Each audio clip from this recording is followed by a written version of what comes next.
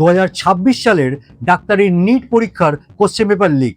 এবং এই ঘটনার তদন্ত যতই এগোচ্ছে ততই সামনে আসছে আরও চাঞ্চল্যকর তথ্য।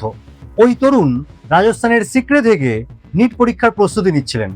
এবার তদন্তে উঠে এসেছে গুরুগ্রামের এক চিকিৎসক। রাজস্থানের জামোয়া রামগড়ের দুই ভাই মাঙ্গিলাল এবং দীনেশ বিওয়াল পরীক্ষার এক সপ্তাহ আগেই ওই ডাক্তারের কাছ থেকে 30 লক্ষ টাকার বিনিময়ে প্রশ্নপত্রটি কিনে নিয়েছিলেন। তদন্তে আরও জানা যাচ্ছে 2026-এর 26শে এপ্রিল প্রশ্নপত্রটা হাতে পাওয়ার পর মাঙ্গিলাল শুধুমাত্র তার ছেলের হাতে তুলে দেয়নি, তারা ওই প্রশ্নপত্রটিকে চড়া দামে একাধিক ব্যক্তির কাছে বিক্রি করে দেয়। এবং এই পরিবারটি কোশ্চেন পেপার লিকের এই ঘটনাটিকে শুধুমাত্র নিজেদের পরিবারের মধ্যে সীমাবদ্ধ রাখেননি, তারা এই লিকড কোশ্চেন পেপারটিকে আরো বেশি টাকার মূল্যে দেশের বিভিন্ন প্রান্তে বিক্রি করে দিয়েছিলেন। ইতিমধ্যেই অভিযুক্ত দুই ভাইকে গ্রেফতার করা হয়েছে। এবং এই ঘটনা নিয়ে যে রাজনৈতিক সংযোগের কথা বলা হচ্ছে সেই সম্বন্ধে আপনার কি মত সেটা কিন্তু কমেন্টে জানাতে ভুলবেন না।